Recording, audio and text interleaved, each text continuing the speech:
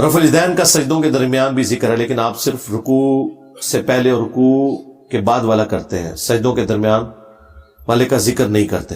یہ آپ کو کسی نے کہہ دیا ذکر نہیں کرتے؟ میں نے ذکر کیا، میں تو کرتا بھی ہوں، چلو میری ویڈیو ریکارڈ ہے۔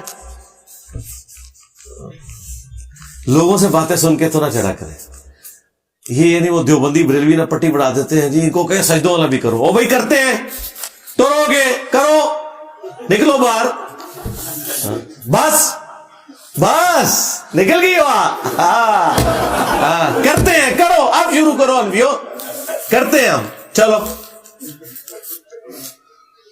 تو ہمیں پتہ نہیں کہ ڈیوٹی بلا اللہ نے تو چھٹی ہے۔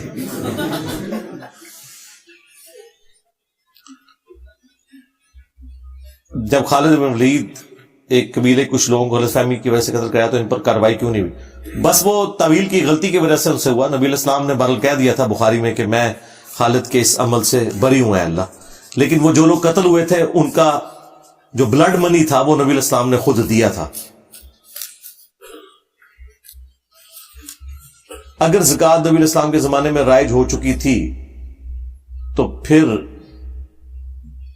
غریب صحابہ موجود تھے، حالانکہ زکوٰۃ کا مقصد غریبوں کی مدد، تو غریب کا یہ مطلب تو نہیں کہ غریب نے امیر ہو جانا ہے زکوٰۃ لے کے، مطلب اس کی بیسک نیڈز پوری ہوں، یہ تو فرق ہمیشہ رہے گا۔ مجھے بتائیں اگر غریب دنیا سے ختم ہو جائیں تو آپ لوگ تو باہر ٹینٹوں میں بیٹھیں گے، کوئی مزدور ملے گا آپ کو مکان بنانے کے لیے؟ یہ بھی افغانیوں کو نکال رہے ہیں نا، پنجابیوں سے تو ایک سال میں اتنا وہ کھدائی والا کام نہیں ہونا جتنا وہ ایک دن میں کھود دیتے ہیں، لاکھ پتہ جائے گا انہوں۔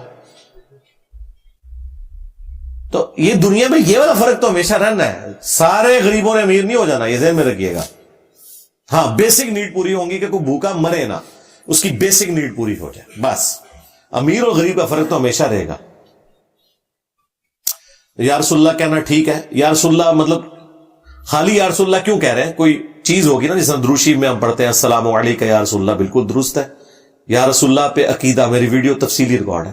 نماز میں ہم یا نبی اللہ پڑھتے ہیں السلام علیکہ ایھا النبی ورحمۃ اللہ وبرکاتہ، بالکل درست ہے۔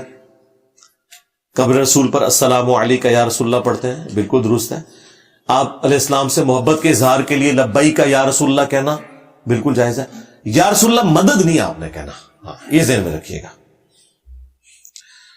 رسولوں اور ولیوں کا واسطہ ڈال کر مانگنا، جی واسطہ نہیں ڈال کے مانگیں گے آپ، اللہ کے نیک بندوں سے دعا کروائیں گے، اس کو وسیلہ اور توسل کہا گیا۔ اس پہ میری تفصیلی ویڈیو دیکھ لیں، وسیلے کے نام پر دھوکہ۔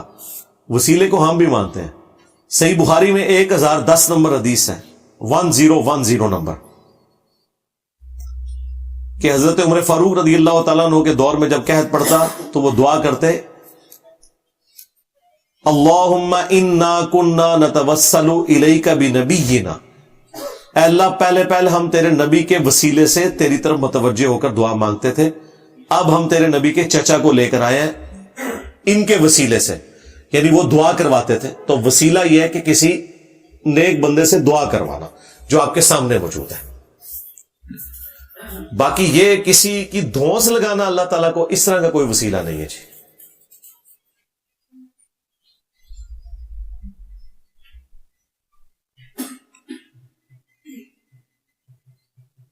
If یہ کیا لکھا ہے، parent is involved in extra, اچھا جی جی، آپ بھائی ماں باپ کی جو بھی ایکٹیویٹی ہے، خواہ وہ یہ ایک ورسٹ کیس ہو جو آپ نے ذکر کیا ہے یا کوئی بھی، اس میں آپ نے صرف ان کو سمجھانا ہے، بس اس سے آگے نہیں جانا۔ زبردستی والا معاملہ تو آپ نہیں کر سکتے، لڑائی جھگڑا بھی نہیں کر سکتے، ایک طریقے سے سمجھا ہی سکتے ہیں، خوف خدا دلا سکتے ہیں۔ وہ آپ کی رعیت میں داخل نہیں ہے، رعیت میں آپ کی بیوی اور بچے ہیں بس۔ شیعہ حضرات کے مطابق بخاری میں حضرت موسیٰ کی توہین کی گئی ہے، اس حدیث کا مطلب بتائیں۔ یہ جو میری ایک پوڈ کاسٹ بھی اویس ربانی صاحب کے ساتھ ریکارڈ ہوئی تھی، اس میں نے اس سارے واقعات کو ڈسکس کیا۔ یہ اس طریقے سے نہیں ہے جیسے یہ کہتے ہیں۔ پہلے تو قرآن پہ آئے نا، قرآن میں لکھا ہے کہ حضرت موسیٰ علیہ السلام نے جا کے حضرت ہارون کی داڑھی کھینچ لی۔ یہ بخاری میں لکھا ہوتا تو انہوں نے کہنا تھا دیکھیں جی کتنی توہین ہو گئی ہے، یہ کیسے ہو سکتا ہے کہ نبی جو ہے وہ دوسرے نبی کی داڑھی کھینچے؟ ویسے یہ ہو سکتا ہے ایسے؟ ہم تو ایک دوسرے کی داڑھی کھینچنے کو غصے میں غلط سمجھتے ہیں۔ بھائی بشری تقاضا سا ہو گیا. اس طرح کے کئی بشری تقاضے قرآن میں انبیاء کرام کے رپورٹ ہوئے میں. اب اس طرح کے جو بشری تقاضے ہیں ان کو بنیاد بنا کے یہ کہنا ان کی توہین ہوگی، یہ بالکل غلط ہے. تو وہ پوڈ کاسٹ میرا انہوں نے ابھی اپلوڈ نہیں کی ہے، اس میں نے اس قسم کی ساری جو چیزیں تھی وہ ڈسکس کی ہوئی ہیں. ویسے مختلف کیا صحیح بخاری 100% صحیح ہے، یہ میرا ایک کلپ ہے، وہ دیکھ لیں، اس میں نے ان واقعات کو ڈسکس کیا ہے. فی الوقت آپ کے لیے اتنی کافی ہے، قرآن میں لکھا ہے کہ حضرت ہارون علیہ السلام کی داڑھی کھینچی تھی حضرت موسیٰ علیہ السلام نے غصے میں.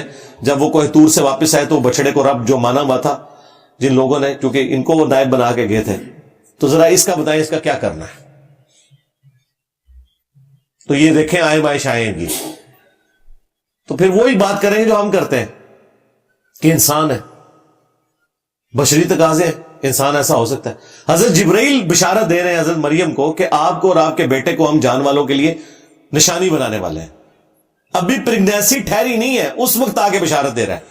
اور جب حضرت عیسیٰ پیدا ہوئے ہیں اور حضرت مریم کیا کہہ رہی ہیں، میں مر کے مٹی ہو جاتی اس دن سے پہلے کہ مجھے یہ دن نہ دیکھنا پڑتا. ان کو تو خوشی کرنی چاہیے تھی کیونکہ حضرت جبرائیل نے بشارت دی تھی. تو یہ کیوں کہا بشری تقاضا؟ انسان تو بہرحال انسان ہے،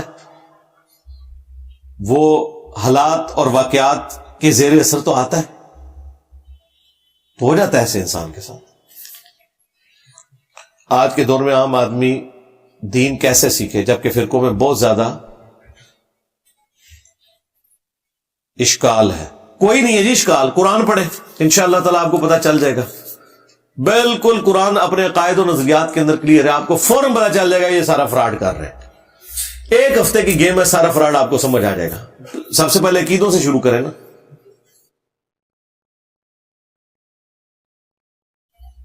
جو مولوی اپنی کتابوں کے انکاری ہیں، جب کتابوں میں گستاخیاں دکھائی جائیں تو ان کو کیسے جواب دیں؟ کوئی انکاری نہیں ہے، شیعہ کے علاوہ تو میں نے کوئی انکاری نہیں دیکھے، اسی لیے میں شیعہ کی گستاخیاں ہائی لائٹ بھی نہیں کرتا.